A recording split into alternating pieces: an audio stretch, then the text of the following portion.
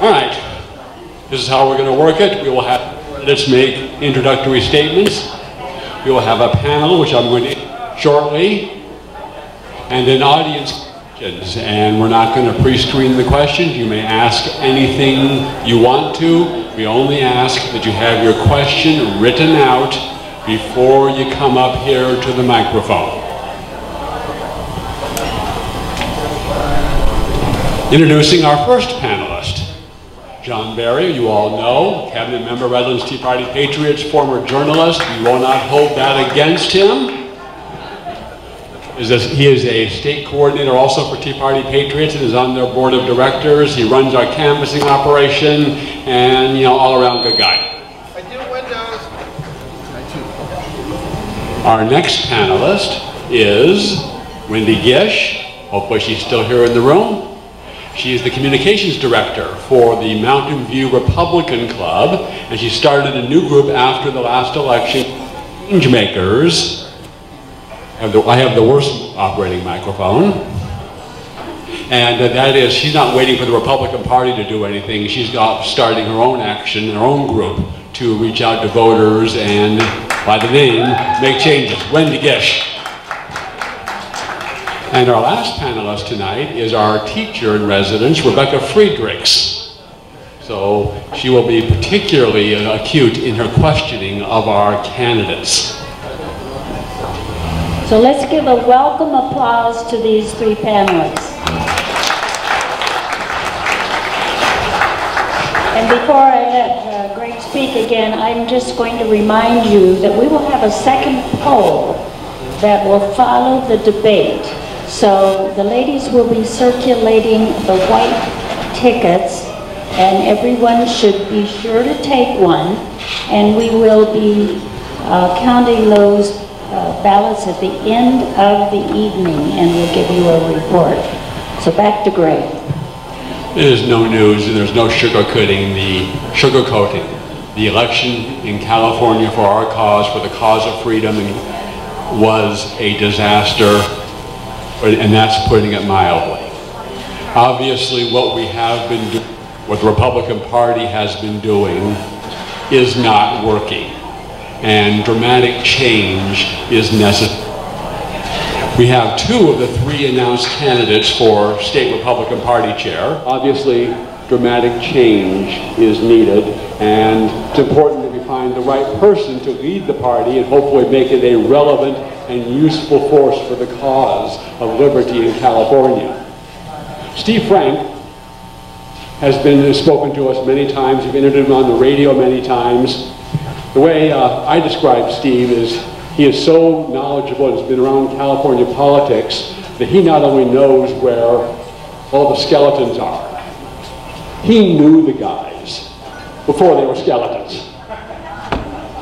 And just an incredible range of knowledge of California politics and all the players in California politics. The way Steve describes himself is, he's been around as long as the Beatles. Not the singing group, the life form. I stole your joke. So, the other candidate tonight is Travis Allen. And Travis has spoken to us at least twice here. He is a crowd favorite here.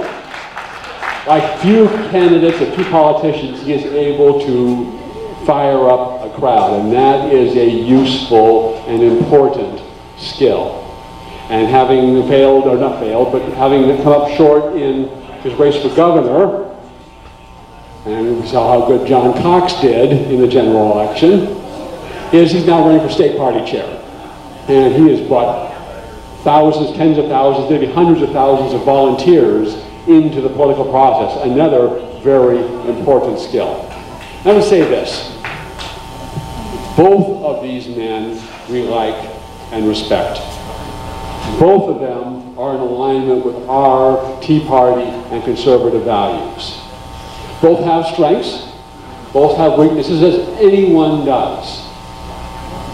And part of what we're doing here tonight is evaluating our candidates and seeing which of them is best for the role of state party chair, which is not a candidate, it's not an office holder, different role, and requires a different skill set. So, in light of that, Let's come up with Steve Frank and Travis Allen. I think he's in the back here. Thank you for coming, gentlemen. Okay. I will just add that the third candidate, David Hadley, he was invited and would have attended, but he already had a pre-planned trip out of the country to visit his son that's stationed in the army in Turkey. Otherwise, David Hadley would also have been here. Gentlemen?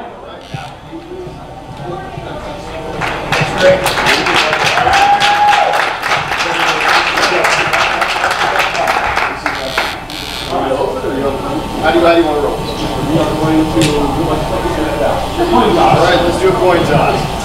Oh, in the air. Heads. And heads it is. All right. Attendees will each have 5 minutes to make an introductory statement. We'll then go to panel questions, and they will each have 2 minutes to answer each question. We'll then do a round of audience questions. You'll line up here when you have your questions ready, and we'll have 90 seconds to answer audience questions. And with that, Travis Allen, you're on.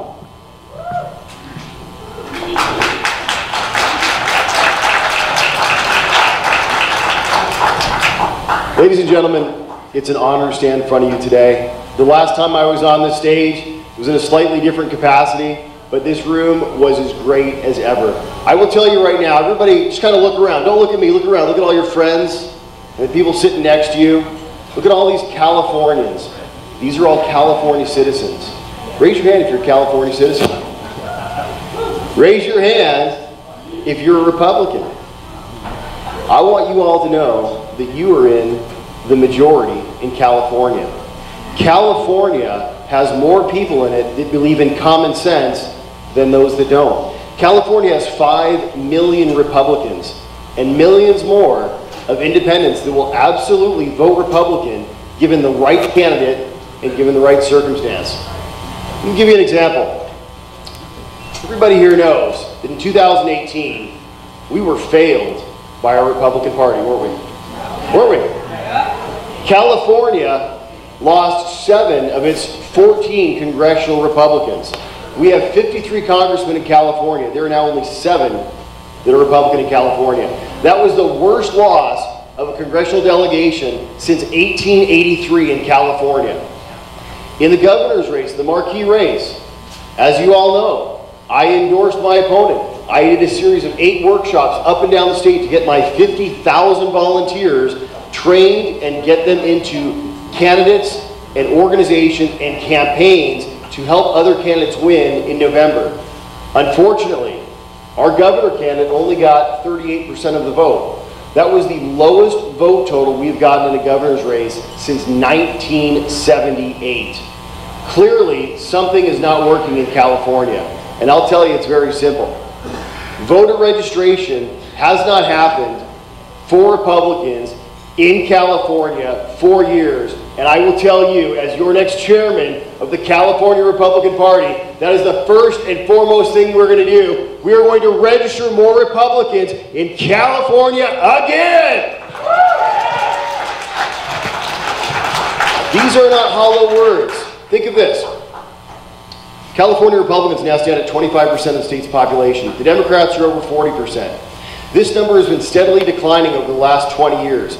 However, in the governor's race, the Republican candidates have always gotten between 38% and 42% since 1998. The only exception was Schwarzenegger. He got 48% and 55%. So what that means is even though our Republican registration has been declining, the voters that will vote for Republican candidates are still there.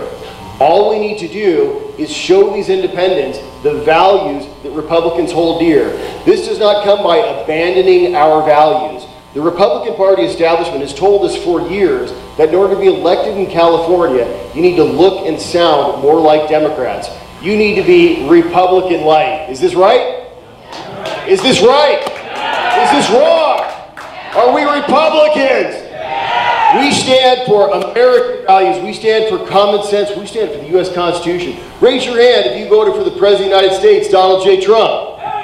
Raise your hand if you think the Republican Party should be led by someone who supports the Republican President of the United States.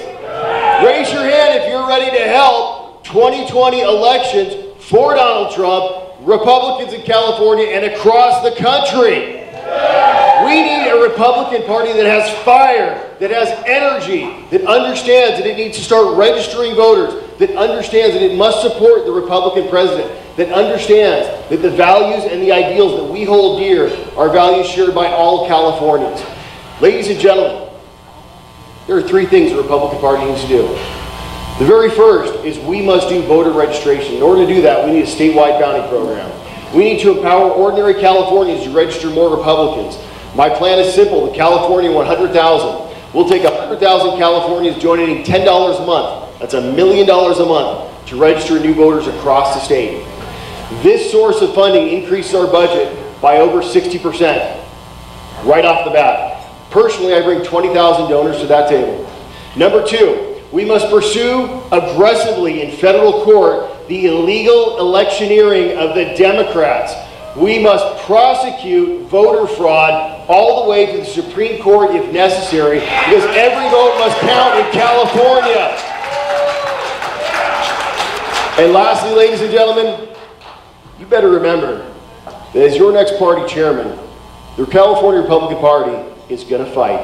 As your next Republican Party chairman, we will use the power of recall to hold the California Democrats accountable, starting at the very top with Gavin Newsom, Alex Padilla, and on down the list. Ladies and gentlemen, my name is Travis Allen. This is your Republican Party. It is not of the elites. It is not of the leadership group. It is of ordinary Californians like me, like you, like Aja Smith, like Aggie Scavone. It is about time we take back our party. Thanks so much.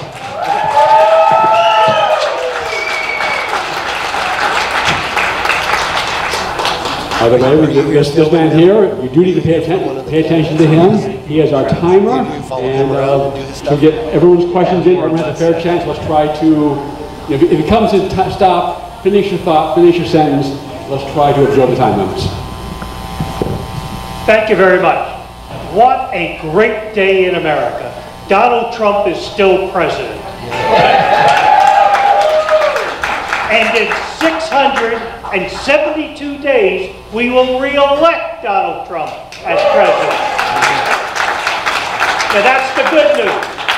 Here's the bad news. The state Republican Party is not ready for it. Let me give you an example. Today is January 3rd, 2019. In less than a year, in 11 months, filing closes for the March 3rd, 2020 primary. Less than a year from now, in 11 months. We also have, in 10 months, filing opens, and on September 12th of 2019, signatures in lieu begin. We aren't even beginning to look at candidates. And why should the Republican Party look at candidates? It doesn't believe in candidates. In 2016, the Republican Party had 24 seats, Assembly, State, Senate, and Congress, on the November ballot with no Republican on the ballot. That was 2016, 24. 2018, just a couple months ago, there were 41 seats, 25 Assembly seats, 10 congressional seats, 6 state Senate seats, and a lieutenant governor seat, and for the second straight time, we had no Republican on the ballot for the United States Senate. Our choice was between a Menshevik and a Bolshevik, and that's why Republicans didn't vote. Why didn't they vote? Because of Prop 14. Remember, that's the top two. There were 12, more than Charlie Munger, there were 12 million votes for governor, 10.5 million votes for lieutenant governor, and 10 million votes for the Senate. I'm the only candidate for the chairmanship of the state Republican Party that has presented a resolution 3 times to the state party to put the party on record in opposition to it. The other 2 candidates, one spoke from the floor in favor of Prop 14, and the other has been a long-time supporter of Prop 14. We need Republicans on the ballot. We don't need Republicans that say we don't want Republican nominees. What have I been doing? Unlike any other candidate, I put together a 15-page back to basics plan. No other candidate has a written plan. I'm accountable.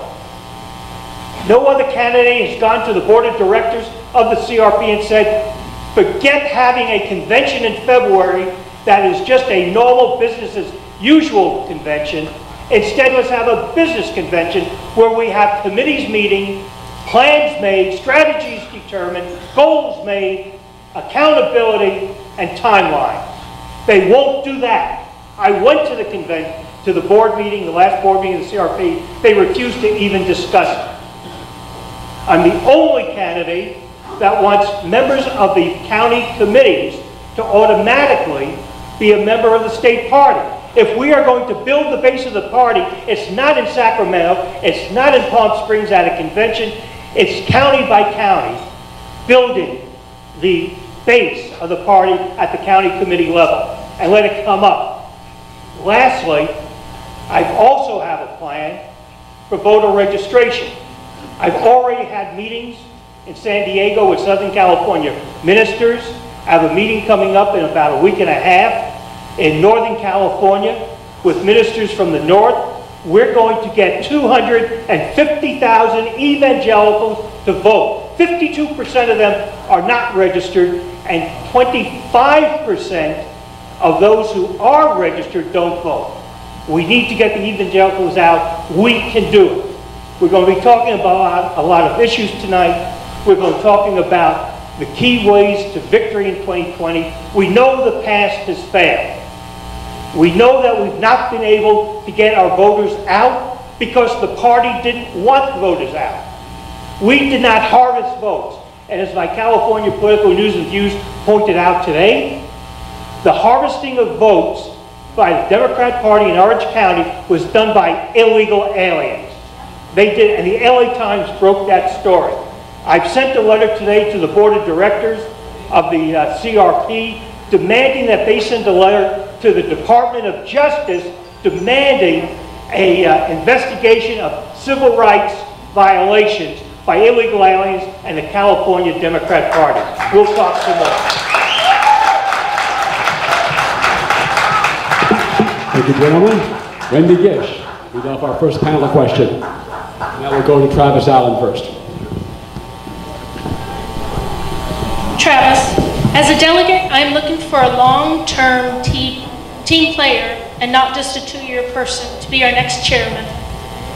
I am concerned that the 3 candidates will be using this position to launch into another governor's race in your case, or into another political position. But where is that going to leave the CRP? Where is it going to leave every one of these people that sit out there? I have friends that are really PO'd at the Republican Party right now. I want someone that's going to keep them in mind, not just their political goals. So I wanted to know from both of you if you will promise that if you decide to run for whatever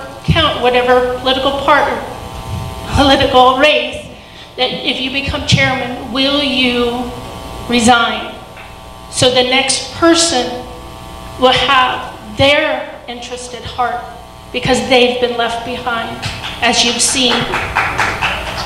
So I think it's a very good question, and the answer is of course. I think that any self-respecting chairman that was going to run for another political position would clearly have to transition the party over to somebody else. I mean, you can't ride 2 horses with one ass, right? I'm just saying. But let's be very clear. There is no political future for anyone in California unless we rebuild the Republican Party. I'll tell you right now, thank you very much.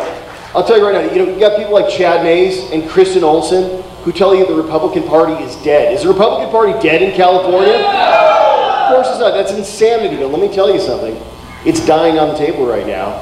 Unless we are willing to stand up and fight. Our back's against the wall. You're in an alley fight, you've been stabbed a few times, and you're bleeding out. Unless the Republican Party is ready to fight. We can't have another changing face of the establishment. Give us more of the same backward thinking that's caused us to lose race after race, watch our voter registration decline, and have them blame it on demographics, as if values are dictated by the color of your skin. I'll tell you right now, Republican values are Californian values. It does not matter where you come from, what your ethnicity are. If you are an American citizen, we are your party. So very, very simply, to answer the question directly, there is no future for Republicans in California unless we strengthen the Republican Party, register more voters, pursue the illegal electioneering of the California Democrats, build statewide precincts across the state, and lastly, recall Democrats when they make the obvious mistakes we already know they're going to do. So I hope that answers your question in full. Thank you very much.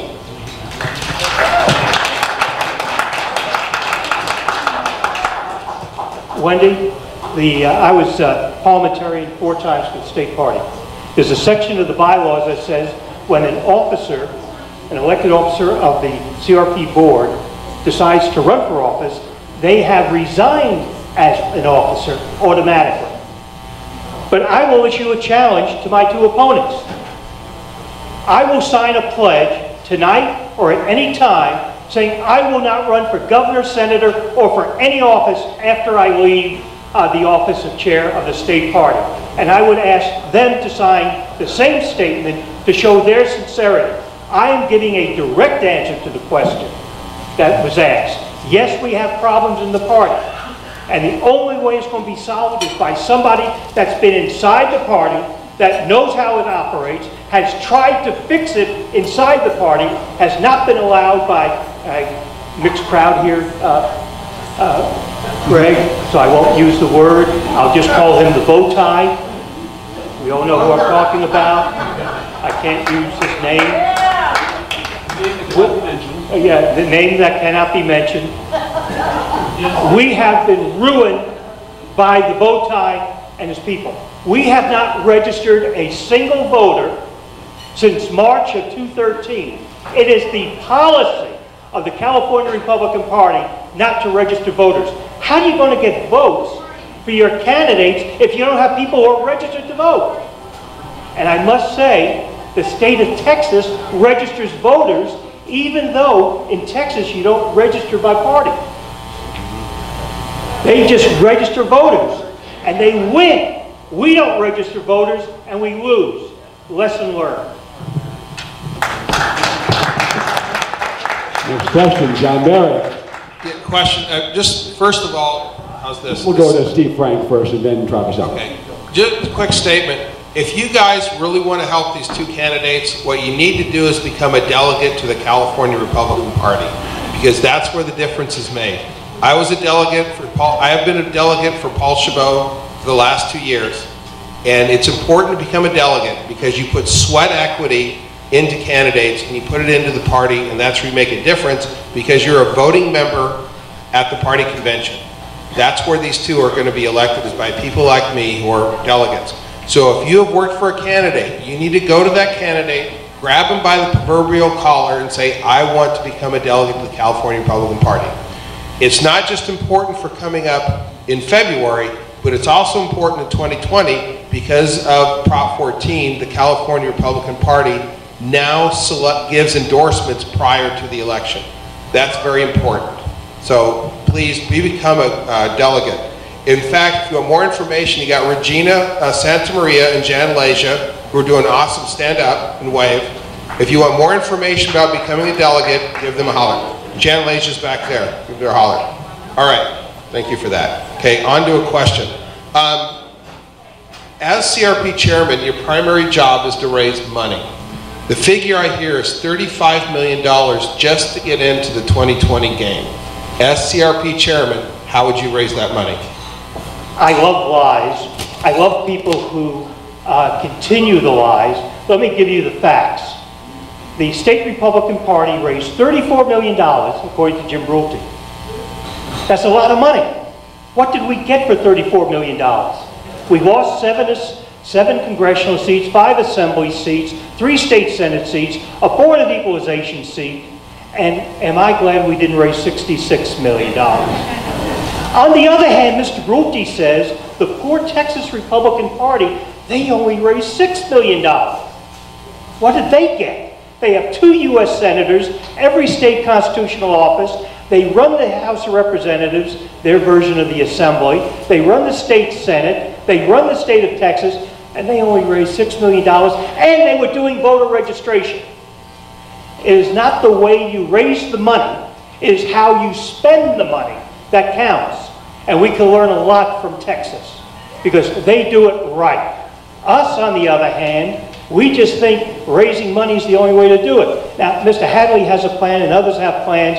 You know, I'm going to raise $1,000 from 500 people a year, or 5,000 people a year, or $10 a month, or whatever. And Mr. Hadley accused me, because in my Back to Basics plan, which is the only written plan, there's a similar plan for 3,000 people, but part of the money goes to the counties. And he accused me of stealing the plan, and he's right. I stole that plan. From 1966, Ronald Reagan, who I worked for governor. And he stole the plan from Richard Nixon, who used the plan in 1950 when he ran for the U.S. Senate. And I think Nixon stole the plan from somebody before him. It's not a new idea.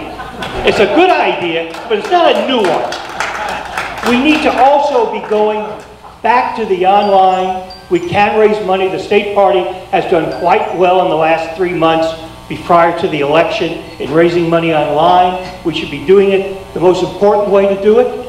Find the issues, get those people who support the issues, who support us, to donate to us, to promote those issues.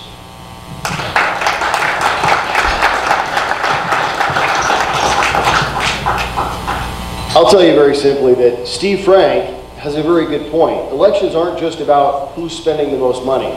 But I'll tell you, without money, you're going to be hard-pressed to win a lot of elections. The California Republican Party is running at about $36 million every 2 years. Clearly, this isn't getting the job done. Whether the money's not being spent as well as it can be, whether there's not enough money, I'll tell you, it's probably a little bit of both. And if you take a look at the money that was actually spent in California by the Democrats, whether it was Tom Steyer, whether it was Michael Bloomberg out of New York, whether it was George Soros out of upstate New York, whether it was the congressional delegation now being led by Nancy Pelosi, they outspent us, they outworked us, they outplanned us, they out-executed us at every single turn. Raise your hand if you volunteered for a Republican campaign in the last election cycle. Give yourselves a hand. Look, these are the people actually making the real difference. This is how you get votes in California. But talk is not enough. Just having volunteers is not enough. I have over 50,000 volunteers across the state of California. I have the largest volunteer organization across the state. This is what the Republican Party must look like. But without the hard dollars, you can't pay for executive directors of county parties. Without hard dollars, you can't open up campaign offices. Within 2 weeks of Trump winning the presidency, the Democrats had 11 fully paid operatives up and down the state of California, and they poured in millions upon millions of dollars to voter registration. That's why my plan is very simple. The California 100,000. I already personally have 20,000 donors. We add to that another 80,000 people across the state of California for $10 a month with one simple ask. If you want to see more Republicans in the state of California, give $10 a month, and all of that money will go to statewide voter registration. It will be paid through all of our Republican organizations in the form of bounty program and online voter registration. And I'll tell you right now, we will build a Republican majority one more time in California. The next question will come from Rebecca Friedrich, and after that, her question, we'll take some audience questions if there are any. You can line up right here, and we can ask that you have your question written out before you come to the mic. Rebecca. Hello, gentlemen. I taught 28 years in Northern Orange County. There were 42 languages on my campus, families coming from all over the world, mostly immigrants. Their personal beliefs and values are conservative, but they're voting Democrat. Do you have a plan on how to successfully message, sorry about this, and reach,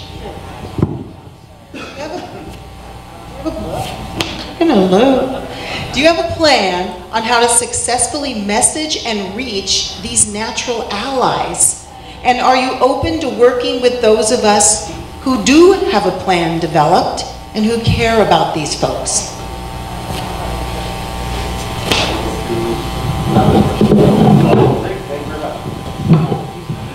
Look, year after year, raise your hand if you've heard of the concept of minority outreach. Who's heard that? I never want to hear those words ever again as long as I live. I don't care what color your skin is. I don't care what language you speak. I don't care what your ethnicity is. If you're a California citizen, you are a potential Republican. And I'll tell you, if you value the same things that I do, the U.S. Constitution, strong borders, a strong family and family values, if you support lower crime, great schools, if you want to see water in the Central Valley, if you want to see a state that belongs to California and lower taxes, then you're a Republican. It's the same message, ladies and gentlemen. It doesn't change depending upon who you're talking to. The answer is very simple. There are Republicans across our state already that are running for office. They might not look like you, they might look like you. It doesn't matter. It doesn't matter the color of their skin. They are Republicans. How we win is we encourage local candidates that understand their local communities to run for their local communities. In the audience tonight, we have a wonderful African-American former veteran who ran for Congress in Los Angeles. Aja Smith, can you stand up? Aja Smith is a Republican. Aja Smith has endorsed me for chairman of the Republican Party because she understands that this is not minority outreach. This is that Californians are Republicans. We have another candidate, Antonio Sabato Jr., an actor who also ran for Congress in Los Angeles. Another great candidate that was massively outspent in a hugely Democrat district. I will tell you right now, Ronald Reagan had a very simple saying. It was personnel is policy. People like Aja Smith, people like Antonio Sabato Jr., like Omar Navarro must be elevated in positions within the Republican Party. Corinne Rankin just put her name in to be vice chair of the party, a wonderful African-American conservative from Modesto. This is what the Republican Party looks like, and that is exactly why we'll win.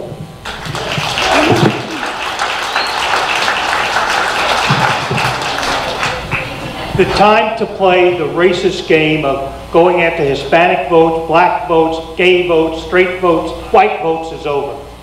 We need California votes. That is where we gain. And we have a message, a simple message for every community, and we don't have to change the theme of the message, just how we present the message in each community. Public safety, quality education, lower taxes. These are the ways to get to the people. I was brought up on the politics of the pocketbook and the school. I was told that the way to get votes is you don't mess with a parent's children or their pocketbook, their money. Remember, every dollar of taxation is a dollar less of freedom. And that's the lesson that every community wants. I just did a story in the California Political News and Views how a majority now of Hispanics are not registering Democrat, they are registering decline to state, no party preference. They don't like the Democrats, and there's no reason for them to like Republicans when we have Republicans that support higher taxes, the high-speed rail, that vote for, as one of the candidates did, SB 10 in 2016 to allow illegal aliens to qualify for Obamacare in the state assembly. That is what we have, and we have to go beyond that and go to all of the communities with the same message. I do more radio in 1 month around the state than the entire board of directors, including the chairman, does in a whole year. I'm on radio from San Diego to San Francisco to Sacramento and into the foothills up to the Oregon border. I'm talking about the principles and the values of the Republican Party to all communities, because those talk shows don't just have Republicans listening to them, they have voters and real people listening to them, and that's how we get our message across.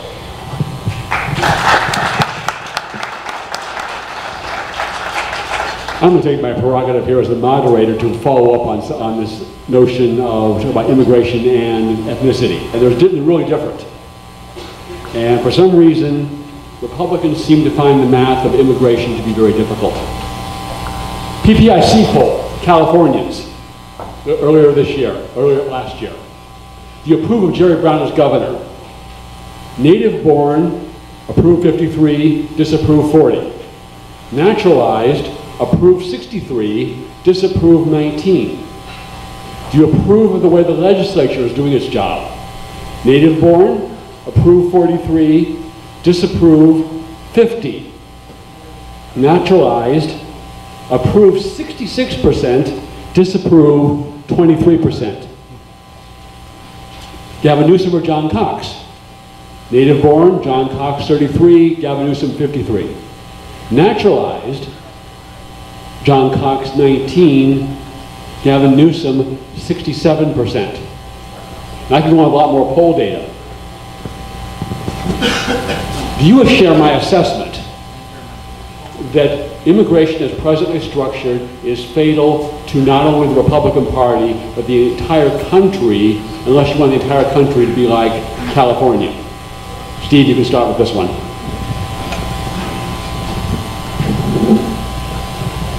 If you want a whole country rather than a state that's a third world country, California's model for governance is Venezuela.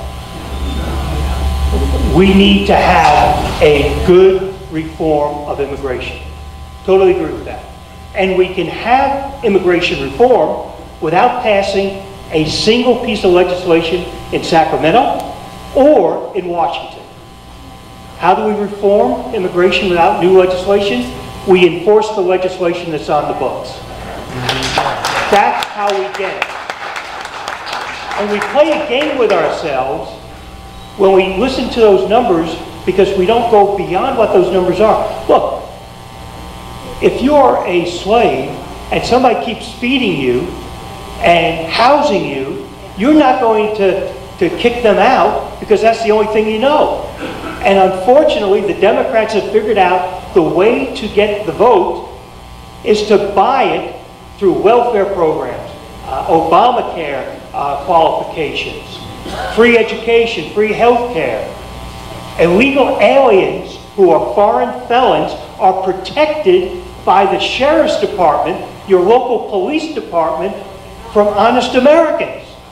Honest Americans become the victims, and the law enforcement, thanks to SB 54, they are forced to protect the foreign felons. We need to stop that. And who are the victims of those foreign felons? In 2/3 of the case, it's other immigrants and natural born, I should say either natural born or people who have legally come here from other countries. They become the victims of this immigration. But we've not presented these numbers. We've not gone to these communities. We've been embarrassed by it. One of the things, we've been told Donald Trump is the one that caused all this problem. So how come Texas, who also has Trump as president, won all their seats? We lost.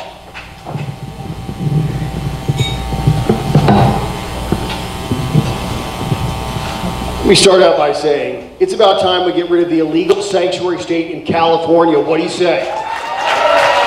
It's about time we have to stop hearing headlines about Corporal Ronald Singh, who gets killed by an illegal immigrant on the side of the road for a traffic stop. What do you say? It's about time that people like Agnes Scaboni, who sits in our audience today, who had her son murdered by an illegal immigrant, has to live with that pain and tragedy every day. What do you say? Ladies and gentlemen, let me be very clear. We deserve strong borders. Your Republican Party stands for strong borders. Your Republican president is willing to stand for strong borders in the face of Chuck Schumer and Nancy Pelosi, who are off vacationing in Hawaii while federal workers aren't receiving their paychecks because they won't give $5 billion to secure our borders. Is that right? No. Let me tell you something. Who here locked their front door when you left your house this morning? Who here locked your car when you parked here tonight? So why wouldn't we want to have secure borders so we know who's coming in and going out of our country? It makes all the sense in the world. Remember, as a chairman of the Republican Party, we're not here to set policy. We have a platform for that. And that platform must be strengthened and it must be defended. I will tell you though, there must be no doubt that this message of strong borders and California for California citizens first is a message that resonates not only with Republicans, It resonates with Democrats, declining state voters, and Californians up and down our state. Okay, audience question. Who's up first? Shirley, you up first? Come on up. Yes, I cordially goes this far. Okay, my question, first I want to make a comment on Steve's comment. It's not the police and the sheriff's department that are against taking over, what am I trying to say, the criminals. It's the sanctuary city policy. Our law enforcement wants to do the job, but their hands are tied. The other thing I'd like to mention, that's going to be my question. My question is this. Okay, Greg. My question is this. The Democrats, after people, our immigrants, take their citizenship papers and they win, or they not win, I'm nervous tonight, folks. They pass their citizenship.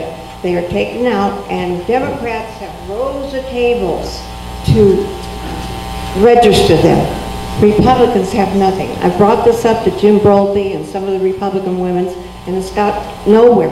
But I think the idea is to have Republicans there when they come out, greeting them and signing them up as Republicans and giving them the good welcome home. Amen to that. Look, very simply, I told you my very first plan as your next California Republican Party chairman is to register new voters across the state of California. You better believe this starts out with every naturalization ceremony, but it goes far past that. It goes to every farmer's market. It goes to every community gathering. It goes to your churches. It goes to your youth groups. It goes everywhere that you go, because with a statewide bounty program that is funded by the California 100,000, every single organization will be able to self-fund by doing voter registration. So who here is a member of a Republican group or Republican club like the Redlands Tea Party Patriots? Think about this. Can you imagine the source of funding that your group would get if you were paid for every single voter registration? Can you imagine all of those voters that would now be registered Republican if you were actually incentivized to go knock on their door and get their registration? Let me tell you something. A lot of people say, you know, Travis, everybody's already registered in California. There's no way we're going to be able to do this. That's absolute nonsense. People will change their registration. There are Democrats out there that are truly Republicans. There are declined states in massive numbers that are truly Republicans. What they need is they need me and they need you to knock on their door to tell you exactly the values that they value are the ones that make them Republican. We will not only get paid to do it, we will strengthen the organizations, we will network all of our organizations together, and in that process, build precinct operations in every street, in every town, in every city across California, so we'll be ready for 2020.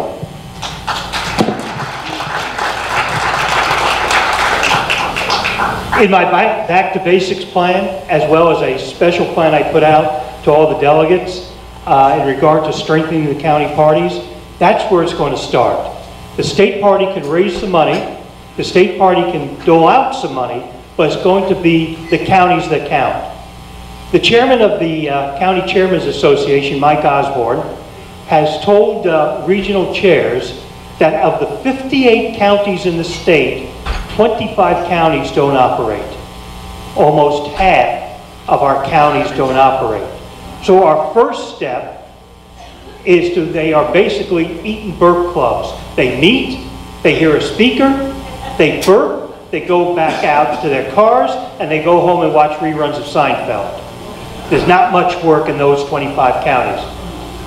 What we need to do is create real county operations so they can go to those different places. I've already started, without being chairman, an evangelical effort for the calendar year 2019 to get 250,000 evangelicals to be registered to vote in that calendar year. And the person working with me on that program, you had as a speaker not too long ago, Craig Huey.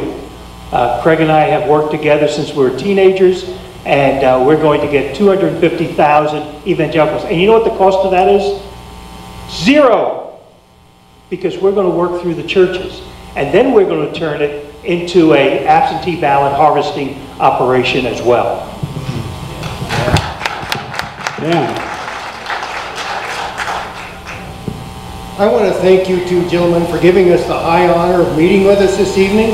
And I have a question. Unfortunately, it's 9 sentences, and the only reason for that is I couldn't think of a 10th one to add in there. A few people have noticed that liberals speak to people in emotional terms. For example, they say, I love you, and I want to make sure that you have lifelong medical insurance, or some other thing. Conservatives, on the other hand, talk in terms of logic, economic theory, and proven truths. For example, a conservative might say, is there one single example of socialism working that is not creating a country that is impoverished and imprisoned? The conservatives, such as us, need to change our messaging. Our message and our meaning behind our message is solid, but we need to change the way it is delivered to hit the emotional, to hit the heart. That is where the friends are made. And I want to ask each of you, regardless of your opinions of California peace officers, I want to ask each of you what you might do to go about leading this change and teaching all of us how to communicate differently.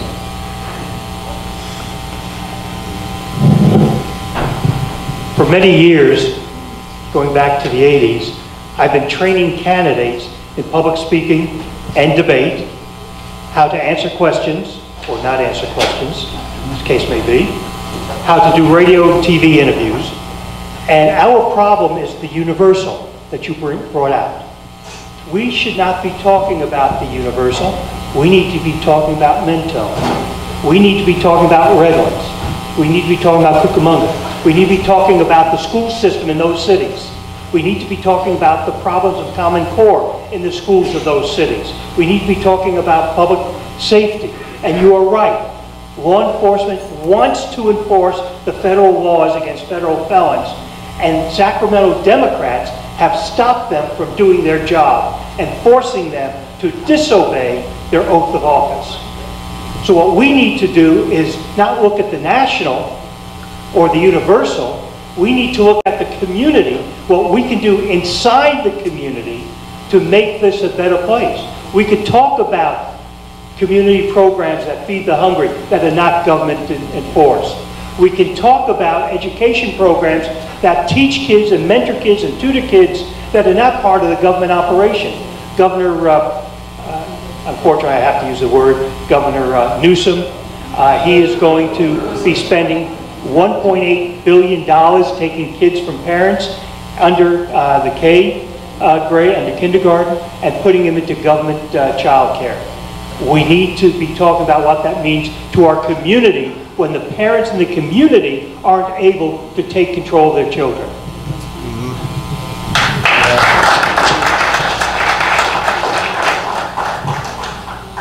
Messaging starts from the top. All great movements through time have always had a figurehead. Civil rights movement had Martin Luther King. He wasn't the only one in the movement by a long shot, but he was the one that gave the greatest speech in the last 50 years. He was the face of the civil rights movement. California Republicans need a face as well. A face that speaks in common sense terms. A face that talks about common sense values and common sense solutions to California problems. Highest in the nation poverty, highest in the nation homelessness, rising violent crime, failing public schools. But it goes beyond that. You see, because the chairman himself is not going to single-handedly save California. Who are going to be the locally elected candidates, and that is the job of the California Republican Party to support them and get them elected. Once a local elected official comes into office, very quickly they're contacted by their League of Cities, by their county association of governments, and they bring them into these indoctrination trainings where they start to teach them that big government is the answer, that raising fees and taxes is how you pay for these things, and they turn them into politicians. It's about time that the Republican Party starts to train our own locally elected officials from the ground up in what it means to be a conservative, what it means to be a Republican, and how we will achieve higher office in California. We can't leave it up to the Democrats. We can't leave it up to their associations. This is our party. These are our candidates. These are our electeds. And these are our future in our state. And one more audience question, we'll go back to our panel. Nancy. Dr. Nancy Barris, your delegate to the Republican National Convention, ALT. And I'm a University of Chicago dropout, so I have 2 questions. Number 1, speaking of, well, okay. All right, I'll put it together. I'm also inventor of hashtag JIFA, great ideas for other people. So why don't you raise money from old blue conservatives like Greg Gutfeld, who have millions of dollars, and come out for once in your life against the gang rape of the University of California, and then use the money for the Ron Paul Campaign for Liberty training that elected Devin Nunes, who's here from Devin Nunes? Hey. Devin Nunes and all these other base candidates in the Central Valley because they took the training. Thank you. Greg, what's the question? And the question was twofold. One is raising money from prominent people such as Greg Gutfeld, and second is there's a Ron Paul training that she mentioned. I'm not familiar with it. The thing she believes helped Devin Nunes get elected. Okay, so I think this is a kind of a repeat of the last question. How does the Republican Party rebrand itself? How do we have our candidates talk about Republican values in ways that actually get them elected, not only in their first election, but in successive elections, so we can turn water board members into city council members, into county supervisors, into state legislators, into statewide elected officials. So I think it starts 2 ways, to continue my previous answer.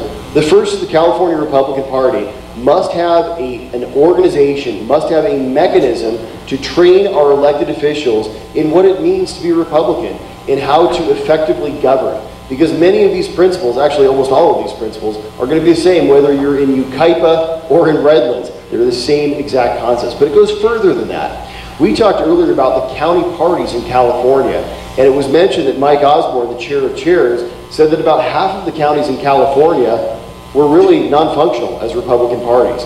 We must have a very good understanding that the future of the Republican Party starts at the local level. It starts at the county level. Our county parties must be trained. They must be given adequate staffing, which means funding for adequate staffing, to build a significant program of local fundraising and local activism.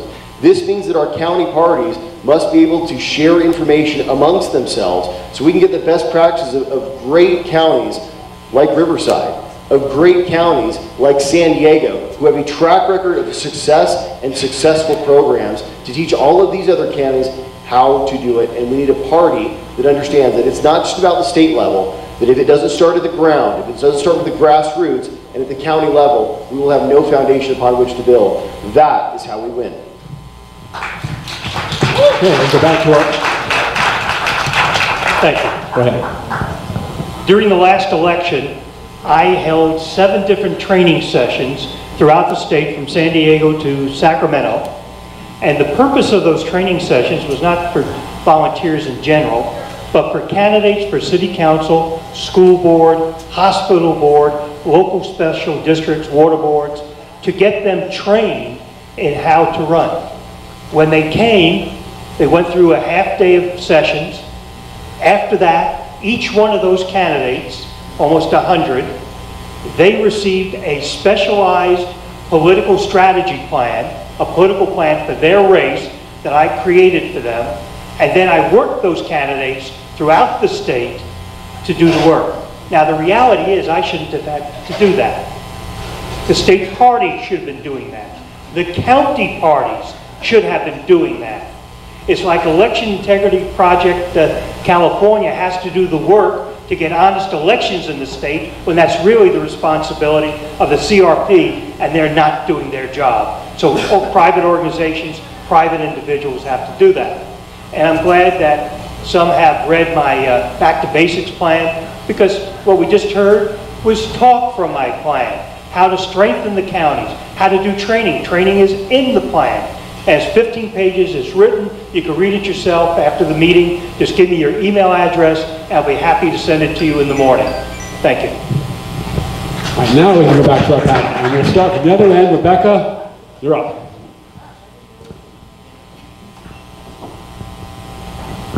Sorry, get myself back organized here.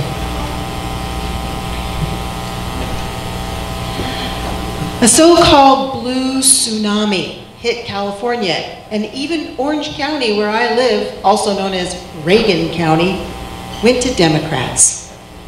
Do you have a plan to turn the tide and help restore conservative leadership in our state?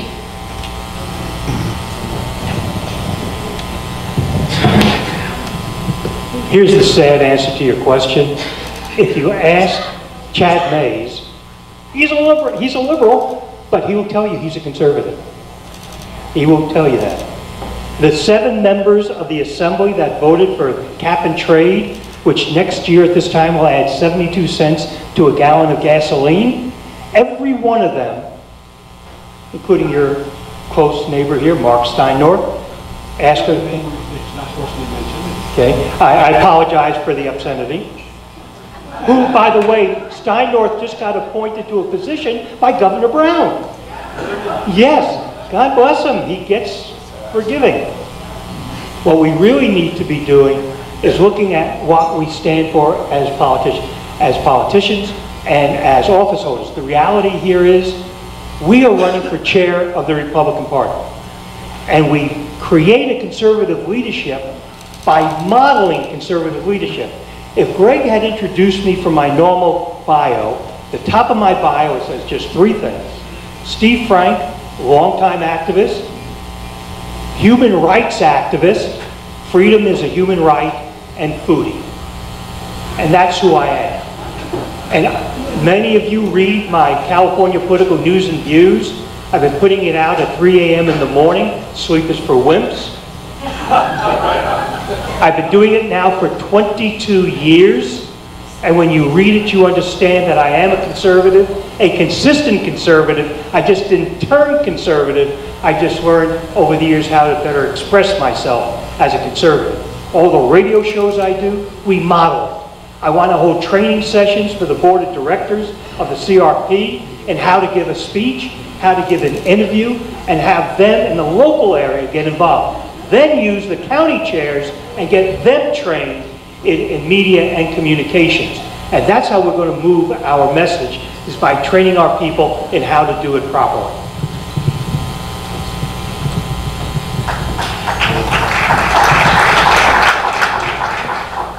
Look, let's be clear. What just happened in 2018 was a disaster. I mean, it was a blue tsunami in California. Thank God it was barely a ripple across the United States.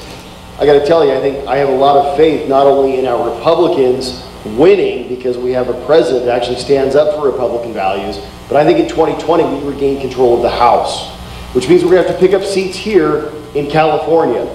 But let me tell you what an obstacle this is. In 2018, this was a midterm election. Typically, Republicans do better in midterm elections because a lot of the Democrats don't show up. Unfortunately, it was a landslide for Democrats in 2018. They used ballot harvesting. They used massive amounts of voter registration money. In Dana Rohrabacher's district, the story was in the last 72 hours, there was a door knock every 30 seconds or more. This is the problem. The problem is the Democrats have out-executed the Republicans at every step in California. This goes beyond rhetoric. This is the nuts and bolts of what it means to be a Republican Party that is viable, that is strong in the state of California. If we are going to help Washington and Congress, we need to elect more congressmen here in California. If we are going to help ourselves, we're going to have to break not only the mega majority of the Democrats, but the super majority of the Democrats. We're going to have to break the majority of the Democrats in the California legislature. That means you're going to need more Republicans at every single level across the state of California. And it's very simple. How do you do this? There's no magic bullet. You know, there is no substitute for hard work. You start out in every single neighborhood. You put a precinct captain on every street in California that is a rock-solid Republican. You have a statewide bounty program, so every single one of your organizations is focused with their primary mission, not as having meetings, but as registering more voters, because that's the only way that we'll win. And I'm going to end this question with this. In March of 2020, which, think about this, was 14 months away, we're going to have a primary here in California. We better have a Republican Party that is on fire, that is energized, and that is organized to win.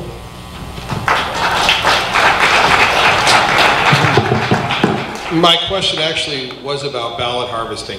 Ballot harvesting is prior to this last election. That's where you or a close relative had to deliver it directly to the poll. Now anybody can walk up and deliver your ballot. So, and ballot harvesting played a significant role in, for example, the shutout we saw in Orange County. So my question is, how is the GOP going to respond to ballot harvesting in 2020, and why was the state GOP caught so off guard by ballot harvesting?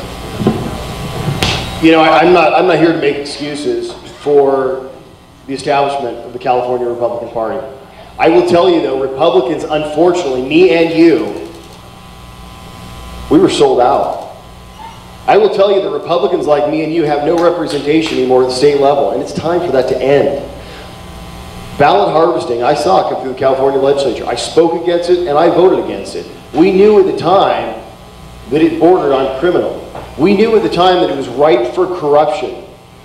But you know what? It passed anyway. If it is the law of the land, Republicans better understand that if that's the rules of the game, we better get better at the rules of the game. Because the Democrats are coming on full force, and they're bringing all their money and they're bringing all their buddies with them. Think about this. Gavin Newsom wants to run for president in 2024. Kamala Harris wants to run in 2020. They think there is no stopping them here in California. The only way we are going to win is by getting better at the game than they are. When I tell you we need a precinct captain on every street, what do you think that precinct captain is going to be doing? They're going to be organizing ballot harvesting operations for every single door on their street. Not just Republican doors, Democrat doors as well. Because I'll tell you right now, there's a ton of Democrats and independents that will vote for Republicans if you only go to their door and ask them to do it. That's number one. Number two, we must aggressively pursue the illegal electioneering of the California Democrats in federal court. We'll never win in state court. Thank you very much. We must pursue this all the way to the Supreme Court if necessary. I'll tell you right now, the Ninth Circuit Court of Appeals are going to try to throw us out. We will appeal it, and guess what? We got a couple of secret weapons on the Supreme Court. One of them's name is Neil Gorsuch. And it sounds like not only we got another, but if Ruth Bader Ginsburg doesn't hang out, we might even get another, which is why we got to re-elect Donald Trump in 2020. But here's the answer. The Democrats are pulling illegal stunts to win elections. We must be better at the game than they are, and we must hit them in court aggressively. Your Republican Party must fight for you so we can actually get every single vote to count in California.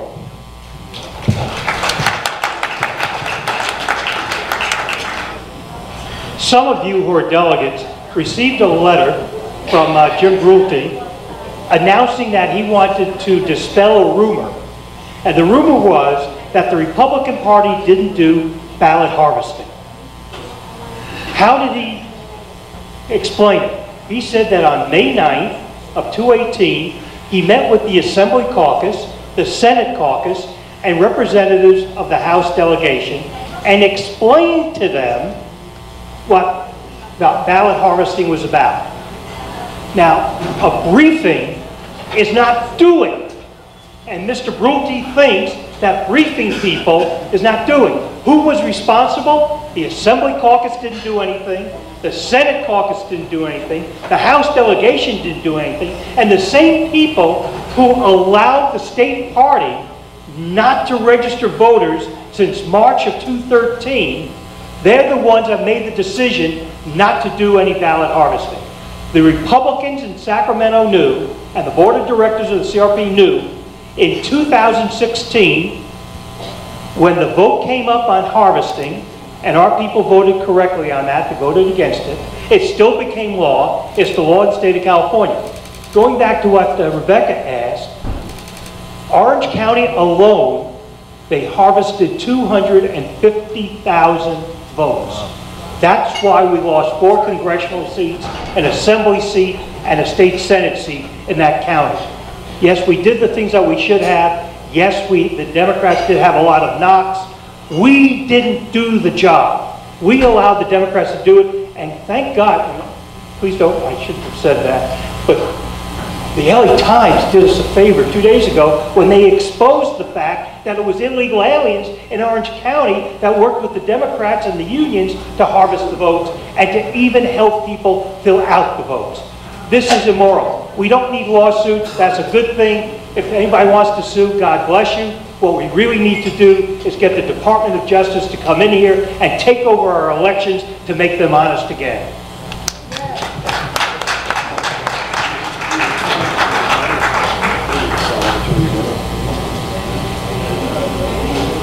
Over the last several years, we have seen on the TV how Republicans are homophobic, xenophobic, and all that lovely crap that they like to say about us. How is it that you plan as chairman to push a different message to those that are not white? Because you have a difference. You have people that are in the media that say that white people are bad and they're racist, xenophobic. So there is a question there that we do need to do an outreach to minority groups under that guise alone. How can we make those changes at our local level and at the state level? I've been involved with the state party since 1966, and I've been involved with people who were at that time involved since the 20s. And I go back a long ways with people and a long ways with people who I knew were founders of the party in the last century. I will be the first Jewish chairman of the state Republican Party. We've never had a Jewish chairman.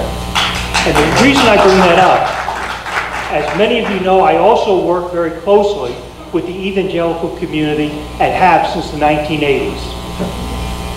I respect the Christian community, but I am Jewish.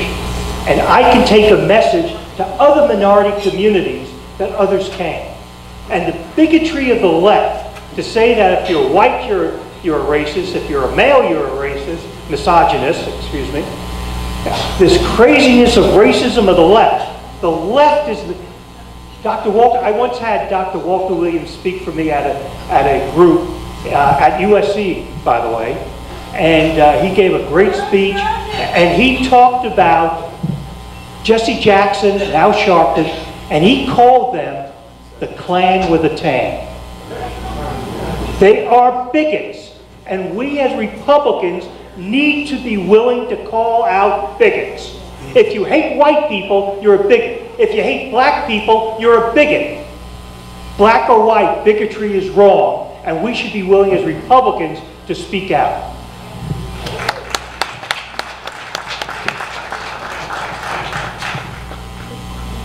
There are some in the Republican Party establishment that want to tie, or try to tie, the failing fortunes of Republicans to a declining demographic population in California. There could be nothing further from the truth. Listen, Republican values don't see color. It's the Democrats who are the party of identity politics. I've been a state legislator for the last 6 years, and I can tell you that sitting on that legislative floor, they have a caucus for every subgroup that they can think of. The Democrats want to divide Americans. They want to tell you because you look different or believe something different that you are different and you should get special protections, special privileges, and be somehow treated differently. We don't believe that. We believe that all men are created equal under God. This is our party. This is our value. What we need to do is boldly say this. We need leadership that understands it doesn't matter what you look like. It doesn't matter where you came from, the color of your skin, whether you're a man or you're a woman. You all want to have good schools. You all want to have safe communities. You all want to have a little bit less traffic, a little bit more money in your pocket. You want your state to look more like Texas, where companies come, as opposed to California, where companies flee. These are Republican values. You deserve a chairman who does not see color. You deserve a chairman that knows innately that every single group has Republicans. As a matter of fact, they have Republicans in the majority. If you take a look at California, they call it a minority-majority state now. They say because Latinos vote overwhelmingly Democrat, there's no way Republicans ever have a shot. Well, listen, guys, if they were right, then why does Omar Navarro run for office? Why does Antonio Sabato Jr. run for office? Why does Mario Guerra run for office in California? It's because good values, common sense, Republicans don't see color, they only see what's right, and that's exactly how we win. Take some audience questions. Fletch. Yes. How many of you worked the 2010 census and plan to work the 2020 census? This is going to be the war prize of the election. Stand up, please. I studied under one of the top experts, Leroy Hardy, on reapportionment in the state of California, Cal State Long Beach. They outdistricted Steve Horn and took his seat away from him with Sally Havis out of the assembly. This has been going on for years.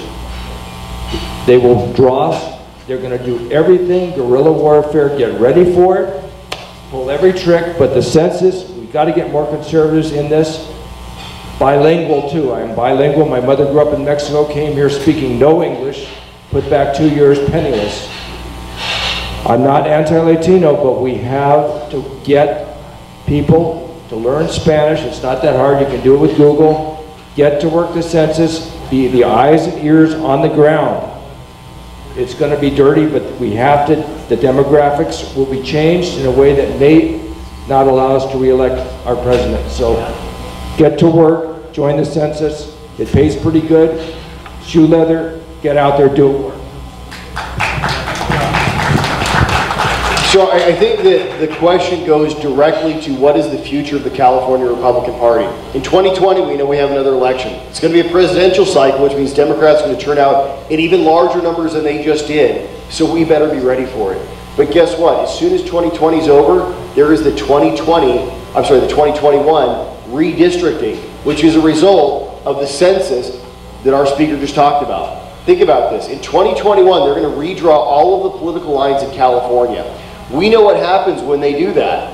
Every time this happens, the Democrats flood these meetings. They flood them with proposals, they flood them with community activists, and they try to influence where these district lines are drawn.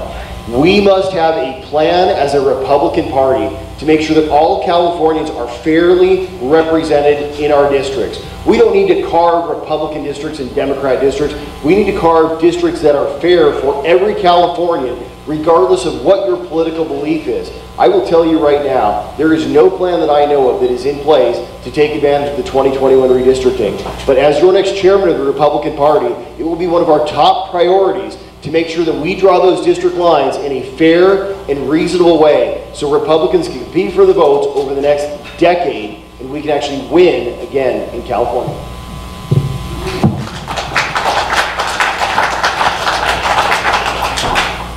I hope you all like the state of Montana because they're going to get one of our members of Congress. As of today, it looks like, and I did the story in my California Political News and Views a few days ago, Montana is going to pick up a member of Congress and California is going to lose one on the natural. Donald Trump may be able to save us. His Secretary of Commerce, Wilbur Ross, has announced that he's going to have a question in the census, are you a citizen of the United States? The California Republican Party needs to go on record in support of the president having an honest census. That's the first thing. Second, thanks to the bow tie, we no longer get to do our own redistricting. There is a Citizens Commission. Now, 10 years ago we had a Citizens Commission. Do you know how many Republicans were on that commission? One. It was a communications expert, not even a voting member of the commission. It was a Democrat commission. And the hearings, I worked with some of the consultants in Sacramento late in the game, and they knew early on what the district lines are going to be. I will tell you that in 2022, the race that Travis and I are going to be watching is one in the Central Valley where the Democrats are going to put Devin Nunes with Kevin McCarthy in the same district. That's what the plan is. Tom McClintock's district is in trouble. We have other districts that are in trouble. But we need to pay attention to this. And again, if you look at my back to basics, I'm glad that some people have, I have a plan in there for doing something about protecting some of our districts and getting a fair and honest redistricting. Lewis. Thank you very much. You're looking at a Texan that came here, a former Texan that's a Californian now, 24 years ago, 22 years. I can honestly tell you, the problem here is the Republican Party is stale. It needs to be revamped, totally. And there's a language barrier. It's not a color barrier, it's a language barrier. We have individuals out there at the university level, at the voting age level, that speak a different language than what we do. You're talking about technologically savvy individuals. We have to get through to them because these are the ones that are starting to control. And if we don't get through to them now, the Republican Party is in deep, deep trouble. So my question is, what can we do about this? We have a stale Republican Party, and we're not speaking the same language that we need to, and it's not a color barrier.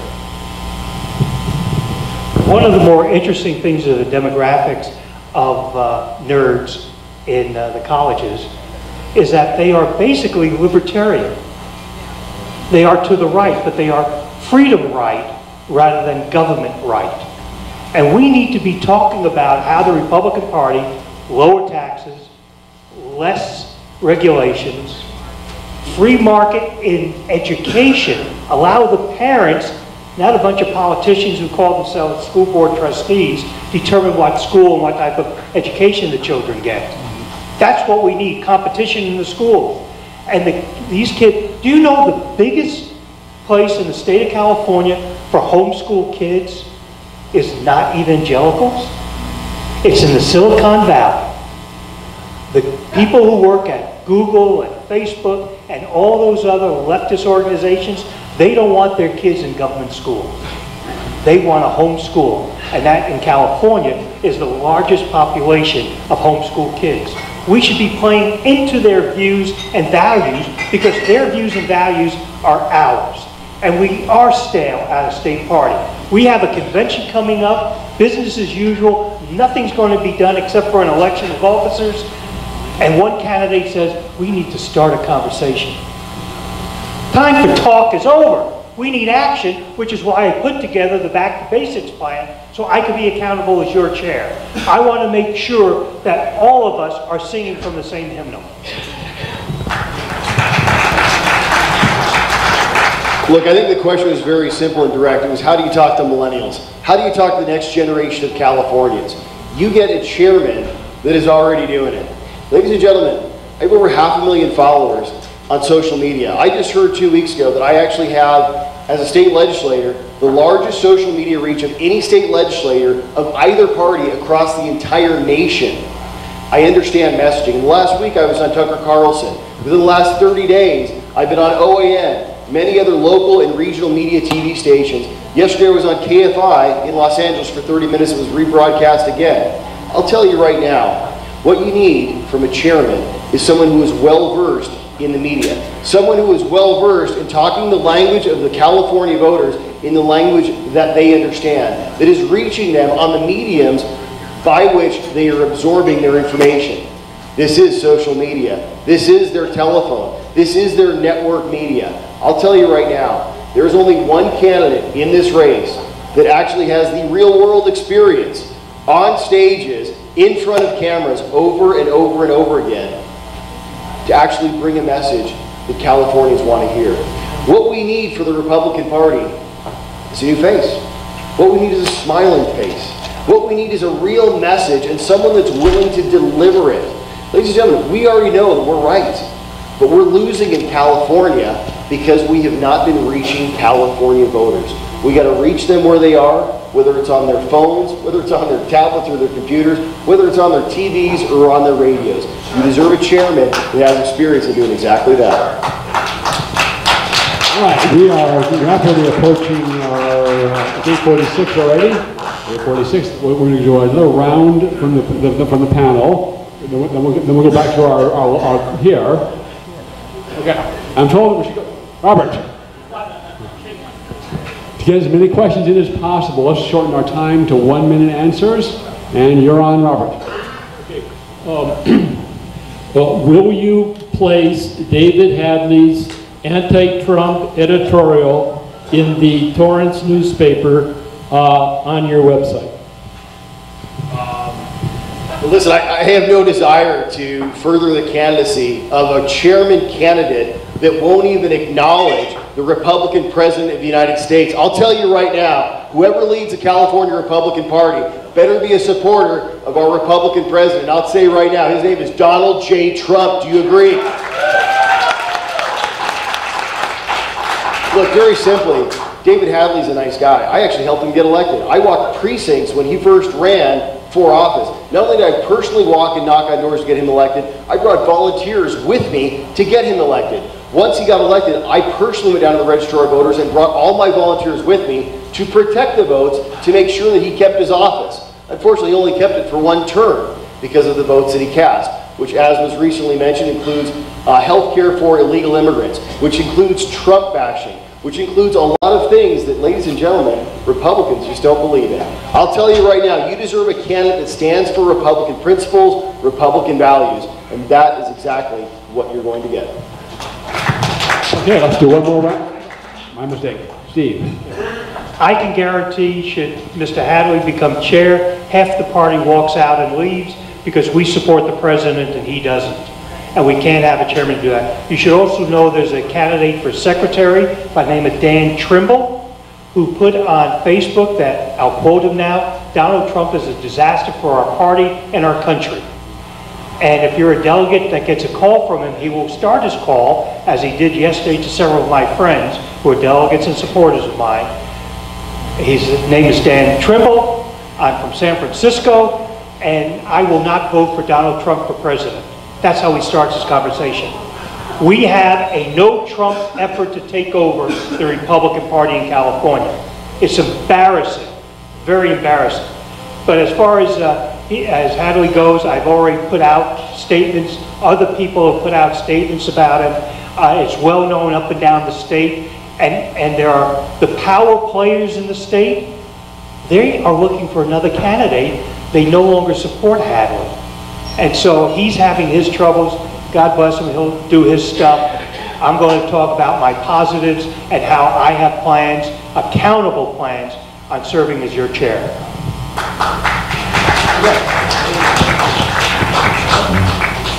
Let's do one more round across here. 1 minute answers. Sure. Since 2012, I've probably knocked on 1,000 doors in this town.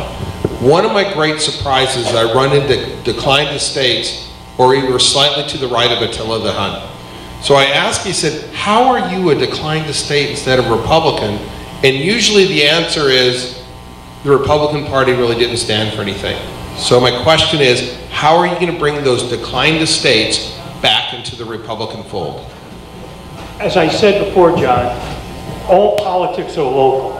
What we need to do is be talking to the people in Mentone about the issues in Mentone. In Redlands, the issues in Redlands and Cucamonga. We need to be talking about public safety, education, taxation, how the state of California harms the local community. Job creation in the local community starts at the top in Sacramento. We need to be talking in language that they understand. They know where the local Jack in the Box is. They know where the local Vons or Safeway is. They don't care about rallies up in Sacramento, which is a grocery store. They don't care about that. They care about their local grocery store. And we need to be talking to people one-on-one, face-to-face, in a way that reflects their needs and concerns. And they're concerned about their pocketbook, they're concerned about their safety, they're concerned about their children. And that's what we need to be talking about, how our values and principles meet their needs. So the question was, how do you reach declined estate holders and get them to vote Republican? It's very simple, and this is actually something that I've been doing for years now. The support, raise your hand if you've ever been to one of my rallies, one of my debates, any of my appearances. Look around the room. Right now, you're Republicans, but I can guarantee you, when you've been to those, there's been a lot of people that aren't Republican. Because I know, they come up to me and say, you know what, Travis, I love what you're saying, and I'm a Democrat. Or, you know, I love what you're saying, but I left the Republican Party years ago because the Republican Party left me. How many people are sick and tired of the DC swamp? How many people are sick and tired of people like Paul Ryan selling us out with Iran? Think about this. This is why people have left our party. It's not just because the party establishment has tried to go Democrat light. It's because those actual Republicans, once they get into office, they start to look and sound more like the other party. We must stand for our values, for our principles, and stand firmly. We never abandon what we stand for, because you know what? You can't walk away from the truth. And that is what the Republican Party stands for. We need a messenger and a message that very simply says Republican values are California values. Whether you're a Democrat, a Republican, or a declined state, these are the values that you believe in, and that's why you should be a Republican. Rebecca. I have a long question for you guys. As a career teacher, I can assert that good teachers want to protect children and their innocence, and they just want to teach the 3 R's well. As a parent, I know parents desire schools that keep children safe and educate them well. In fact, you both mentioned that tonight. Yet our California state legislature, dominated by Democrats, is pushing an abusive sexual agenda into our classrooms, asking teachers like me to normalize anal and oral sex for little kids. And they're allowing gender confusion to leave innocent kids and teachers vulnerable to harassment when we dare to push back. And they are attacking loving parents and teachers who fight to protect the kids. It's an absolute outrage. What I want to know is that, do you have the courage to help good teachers like me, who are sick and tired of this disaster, to gain a voice, to stand up to those government unions and to hold them accountable? Absolutely. Listen, I have a 9-year-old daughter and I have a 1-year-old baby girl, and they are both in she is in California Public School, my 9-year-old, and I hope that my 1-year-old is eventually going to go there. But when they're in school, I don't want them learning this Common Core that isn't teaching the 3 R's, right? I don't want our kids, my kids, to be 46th and 47th in the nation in reading and math. And what is this concept of this radical social agenda that is being pushed on our children? Look, I think a lot of Californians can be fine with the fact that, you know what, whatever you're going to do in your bedroom, you go ahead and do that. You don't need to go ahead and tell me about it, but you do that. That's got no place in our schools. That is, this whole concept of the transgender bathroom, this is wrong, and every Californian knows it's wrong. The concept that we should be teaching these sorts of things to our kids when they're not even learning reading and writing and math is criminal. The California Republican Party stands for common sense family values. These are the values that you just mentioned, and that's exactly what our Republican Party is going to stand for. Thank you.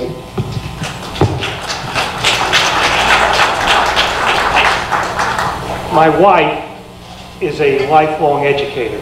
She was a principal at a elementary school, a fundamental elementary school, and then a middle school, and ended her career as a curriculum director for elementary education in the Simi Valley schools. She was up for the position of superintendent of the Ventura County Public Schools. She didn't get the job because I'm her husband. And I've been outspoken about the rights of parents, not only in the area of sexual training. Common Core teaches 2 + 2 = 5 if you understand the process. Can you imagine an engineer that believes 2 + 2 = 5? Would you want to go into a building or cross a bridge they built? These are the moral values that Rebecca's talking about that are being taught to our kids. We need to be willing as a party to say no to those who want to abuse our kids. Randy. Okay. All right. 1 year ago, we were almost in exactly the same position with one of you. We are now at 8:56, and we have a line of people that have been waiting very, very patiently to ask a question. We also have an audience that's been here for 2 hours. So I'm happy to stand here and let them ask the questions, or I'm free to, we can end it, and I'm sort of open to the consensus of the group and of our candidates here as to whether you'd like to hear from the remaining people in line or give the closing statements. They serve a great breakfast here. I'm willing to stay. I got all night for you guys. guys, let's go. What do you know? If you don't have a candidate, has to get back to San Diego for his beauty sleep. All right, Tony. Okay, for a long time now, the Republican Party has not been inclusive of Tea Parties. And even a lot of the Republican clubs have not been involved really in the Republican Party.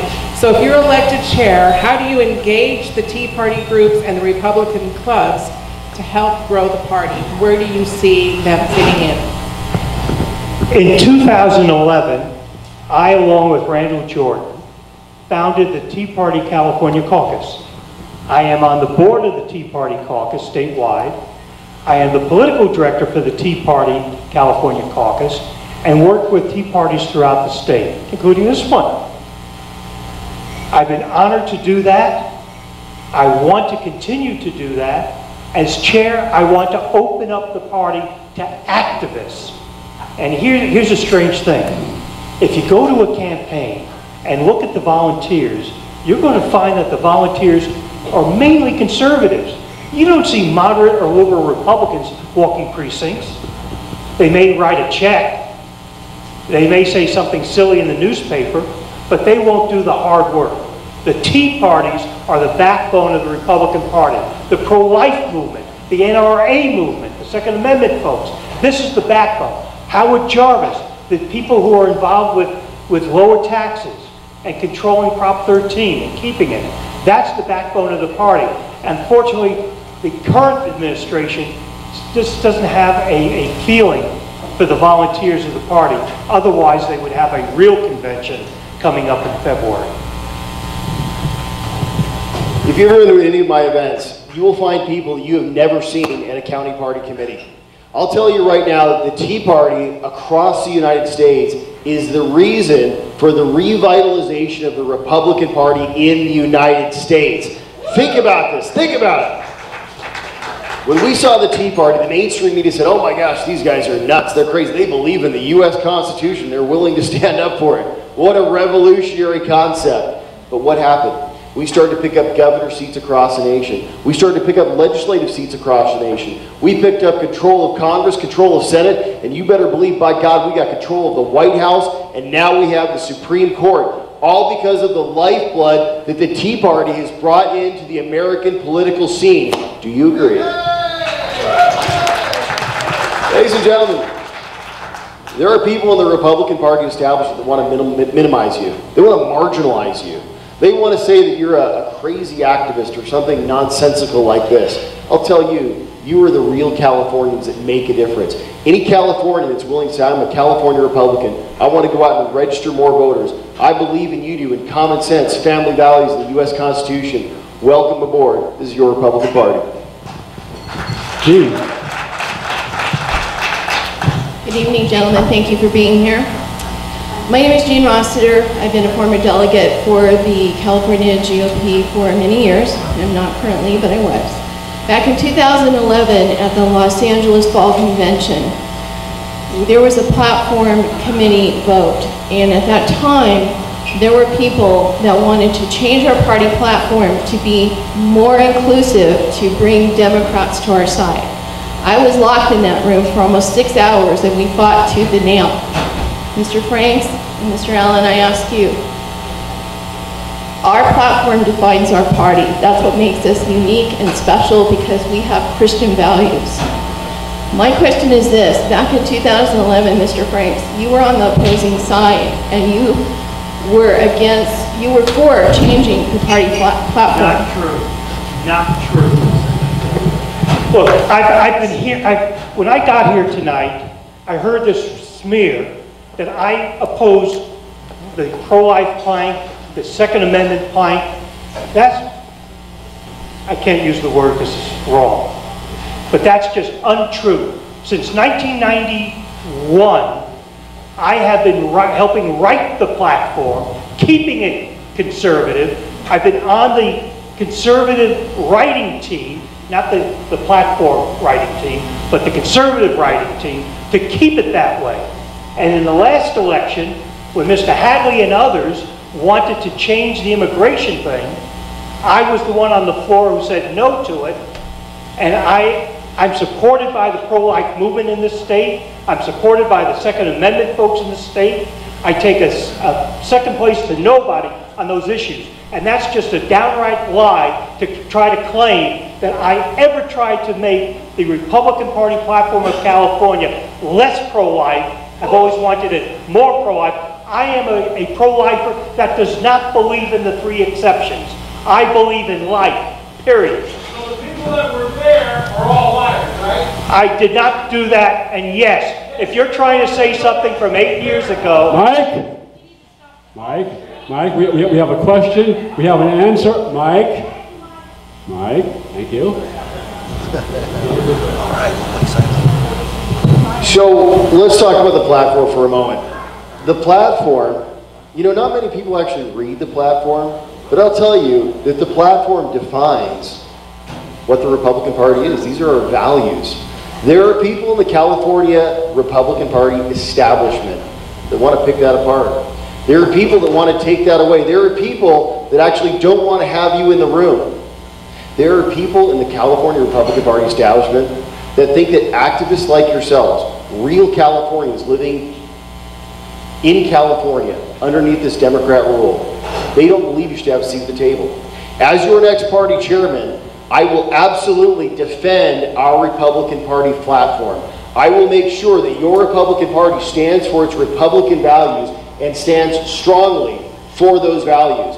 We do not win in California by being Democrat-like, by being less Republican. We win in California when we boldly proclaim who we are, why we are, and why our values are California values.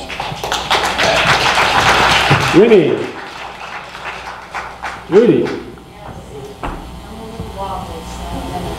Aren't we all? Well, that was basically the question I was going to ask Steve, because I've known you a long, long time, and I know that you have always been upfront about traditional marriage, pro-life, and the Second Amendment. So I'm glad this is out on the floor. And with that being said, my question is, we have an entire group splitting the Republican Party in two. New Way, California, Chad Mays, Kristen Olson, David Hadley, you name it. Jessica Patterson. George Cunningham. So, what will you do to make sure that they do not get a foothold, especially in the executive committee and throughout the state of California? The executive committee, by the bylaws, has 101 members, about half of whom are mandated to be members of the executive committee. No way to change that. The other approximately half are appointed by the chair. I want people that support the platform, that support Republican values and principles, and are true conservatives, not just mouth the word and know how to spell it. I've known Jessica for a long time. She lives in the same city I do, Simi Valley. These others, they've divided themselves. Did you say the New Way, California, or Wrong Way, California? Wrong Way. Wrong Way, California. These folks literally want to start a third party, and they're going to try to do it, but their first goal is to finish off what the bow tie started, and that's the destruction of the Republican Party. They do not believe in Republican, and it has more to do with their personal lives than it has to do with their political lives. And that's a shame that we allow. The best thing to do, ignore these people, don't allow them to have a position on anything other than they can use the bathroom. I want to talk about actual mechanics of winning in the Republican Party. Now, you know that there's Steve Franks, and I'll tell you, Steve is a rock-solid conservative. You know there's Travis Allen, and you know I'm a rock-solid conservative. You know there's David Hadley, and he's certainly not a rock-solid conservative. But there's one other name you might not have heard, which just came up, Jessica Patterson. She's a relative unknown. She's been in the party for quite some time. She is being put forward by Kevin McCarthy, and she just put her name in the ring to be your next Republican Party chairman. Jessica Patterson is the one who has run the proxy drill at your conventions for years. The proxy drill is a way to corrupt the process. It's a way to steal the votes from all of the real delegates like yourselves by buying proxies and changing the election results at convention. Who do you think has been dictating the results of who has led your party over the last decade plus? It is that proxy system. It has been run by Jessica Patterson. I'll tell you right now, you deserve a conservative that's running the California Republican Party. You deserve someone who believes that the delegates are the voice, are the people of the party. And you better believe that that means every single Californian must have their voice heard. We must end this proxy process, and we cannot allow a changing face of the establishment, an insider that will sell us out once again as our chairman. Now we get Hi, good evening. I'm Lydia Drolet, and I'm the past president of the Mountain View Republican Club. And I would just like to say that, Mr. Franks, I have always trusted you. You're right aligned with my values. Mr. Travis, I was going to vote for you for governor of the state of California. I don't know how to do it, but if I could, I'd put the two of you together, and with your talent, we have a chance. But this either or is kind of getting old. So I don't know what the solution is, but that's my question. Chair and co-chair. You've all heard of backroom politics, right? I'm going to spill the beans. About 2 months ago, I guess it was, Travis and I met at his office in Huntington Beach, ground floor office, beautiful building. And we talked for about 2 hours, and we discussed the upcoming race for chair. And there have been a lot of people around the state who've gone to me, who've said they have gone to Travis as well, and I believe them, who've suggested that we join together. That's really going to be something that Travis is going to have to decide. I'm going to have to decide. But we do, one thing that we agree on, we can't afford no Trump people running the party. That's something that we both agree on. There's one other thing that you have to also understand, how the elections are run. Some people are concerned, well, Travis and I are going to divide the vote and Hadley becomes chair. Not true. The bylaws are clear. You have to win 50% plus one of the vote that's cast. So whoever is in third place, but no one has 50%, they drop out, and then there's another vote, and then one of those people will get 50% plus one. So we're not going to destroy that part. But that's something that has come up a lot to me, and I've been told it's also been brought up to Travis. It's also been brought up that I join with Hadley. Not going to happen. I'm a Republican. I don't work with Democrats. And so I'm going to be very careful. But I will tell you, I'm the only candidate that has a written plan, that has put out documents on how to run the party. As chair, you will administer the party. Yes, you are the face of the party, but you have to do the job in the back room of doing the work of voter registration, building coalitions, getting the caucuses together, getting the vote fraud out of the state. Those are the job. That's the job of the chair of the state party.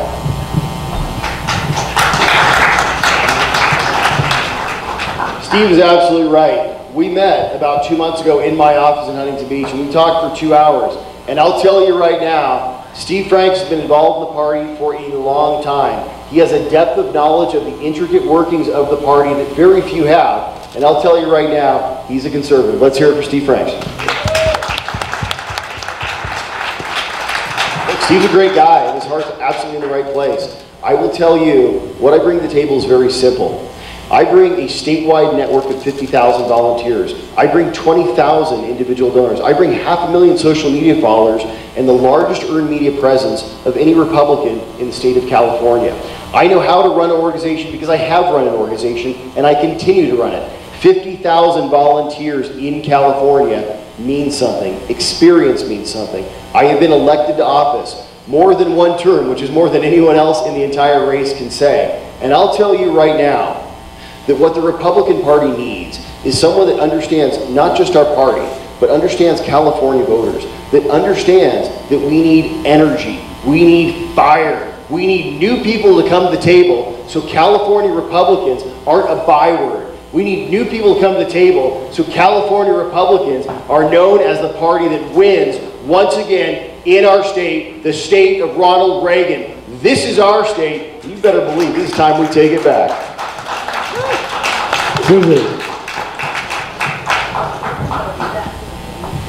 My question is, how are we going to counter fight regarding reputation of what the Republican is? Look at this, country club Republican, white Republican. They don't care about us. They don't care about me. They don't care about anything else but make money. How do you tell people? You guys been singing into fire. That's what it, to me. I mean, I already know what you want to say. I want you, everyone, to go outside of the box in the area and approach other people. That's the only way we're going to get this. So I think I want to tell you one thing about abortion.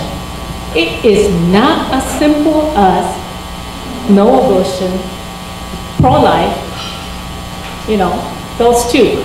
There's a great majority of middle, which is circumstance. I'm in the health profession. So it drives me crazy. People say, no abortion, no abortion. Well, what are you going to do with all those babies? They're going to be on the wall? Yeah. But who's going to die? There are no unadopted infants in America. Not enough. Yeah, anyway. 1 minute for minority outreach and abortion. I'm pro-life. Simple as that.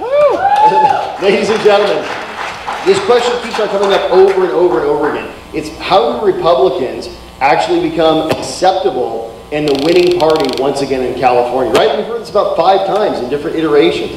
The answer is simple. We got to get out there and tell our story. You got to get out there and tell our story because it's your story.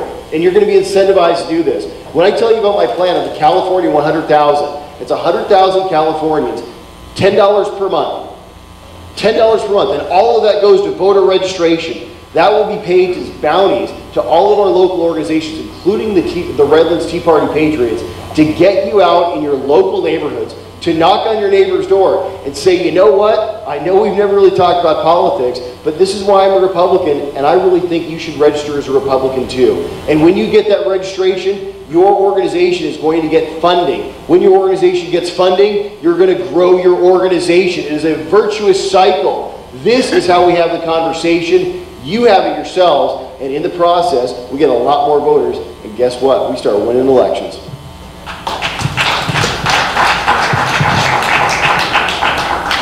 When Greg introduced me, he talked about my political activities and all.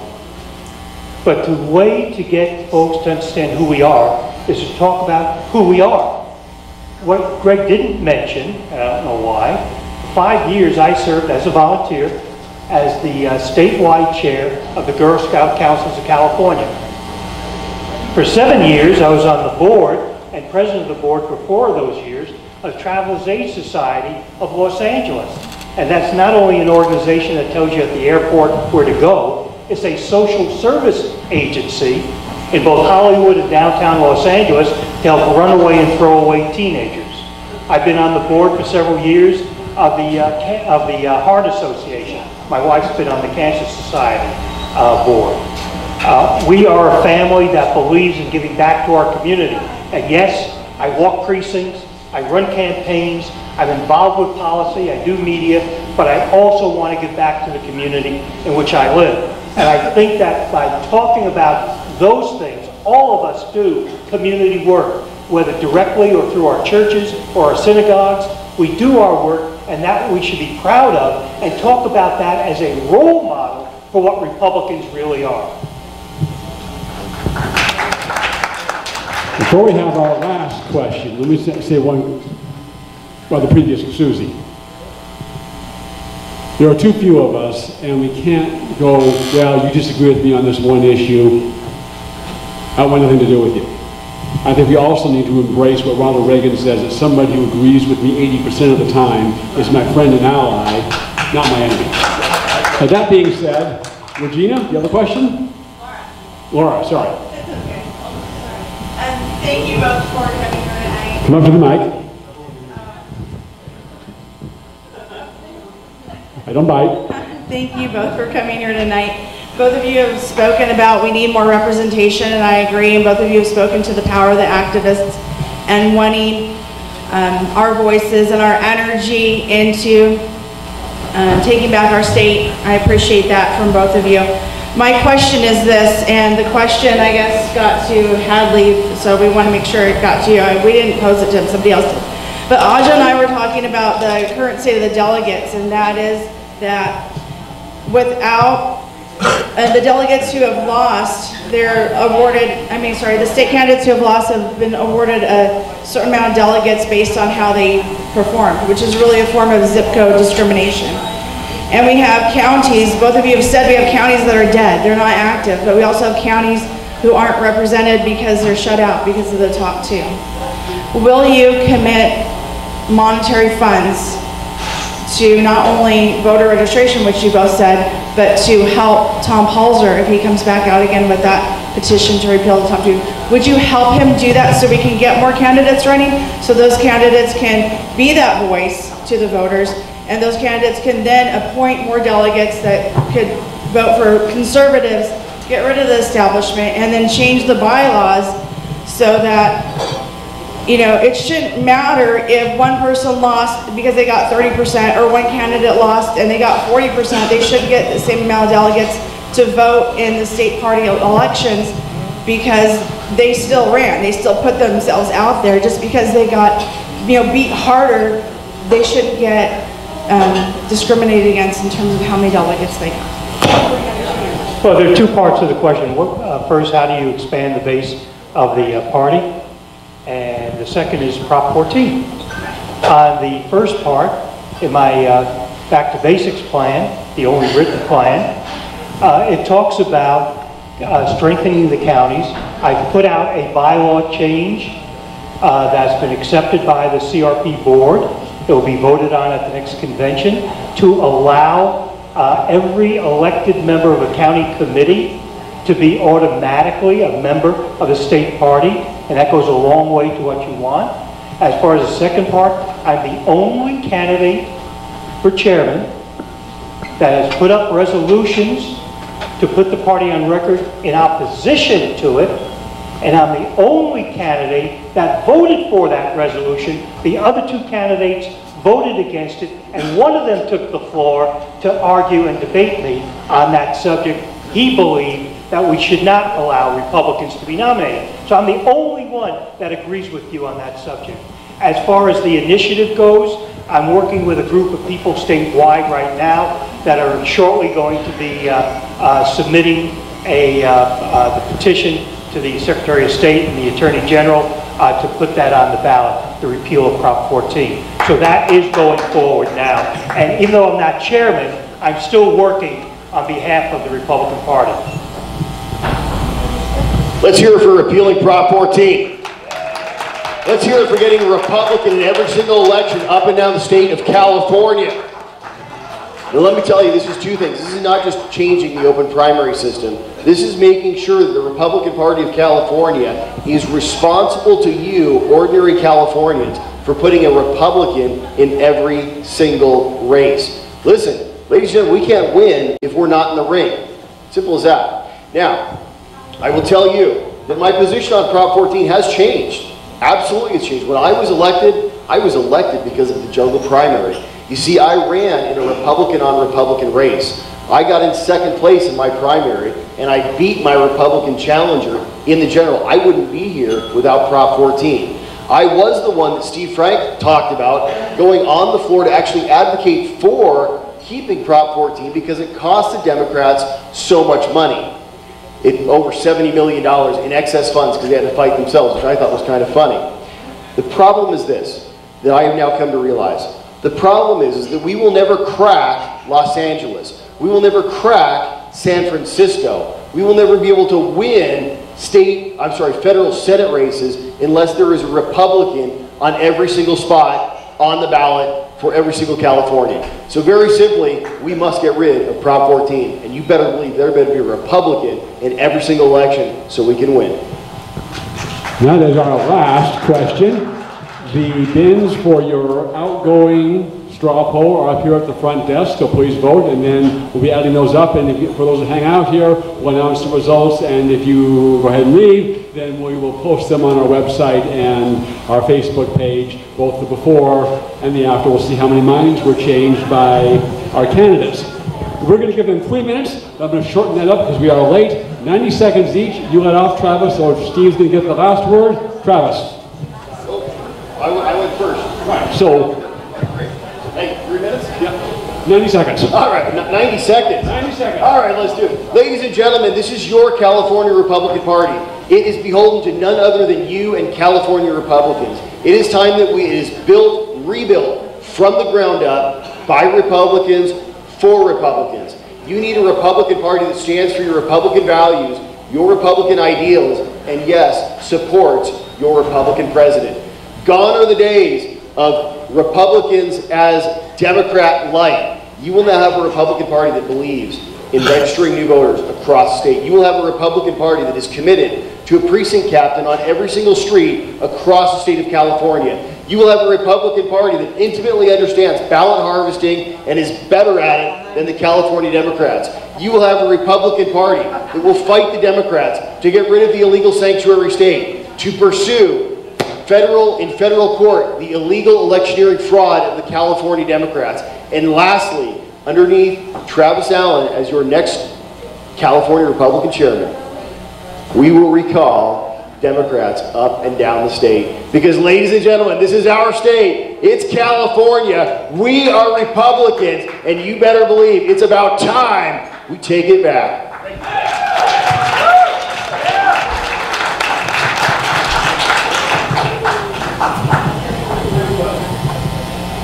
Republicans in California deserve a chair that knows what they're doing, that's been involved in the party from every level of the party, from the precinct to the county to the state. Work with the Women's Federated, work with the CRA, work with the Tea Parties, and involved in policy as well. But the basic job of a chair is to run the party with policies that grow the party. I'm the only candidate with a back-to-basics plan, with a plan to strengthen the counties, to create a coordination between the counties and the state, to raise money for both the state and the counties, to train people, and all of this is in my back-to-basics plan. Not something I just came up with tonight or I think is a great idea. Been thinking about this for many years. I've run campaigns for people running for chair, and I just wish they had listened to me on how to run the party. But they didn't. Now it's my turn, and I believe that by registering voters, by creating permanent coalitions of all sorts, of getting people involved at the grassroots, but working with the state through the counties, we can make a difference. As chair, take down this phone number, 805-795-1271. 805-795-1271. I want to be available to every Republican in the state, not just the hoi polloi and the country club folks. Thank you very much, gentlemen, and I would just echo in closing Lenny's comment that, boy, I wish to find a way that you two guys could work together for the cause. All right, thank you all out here.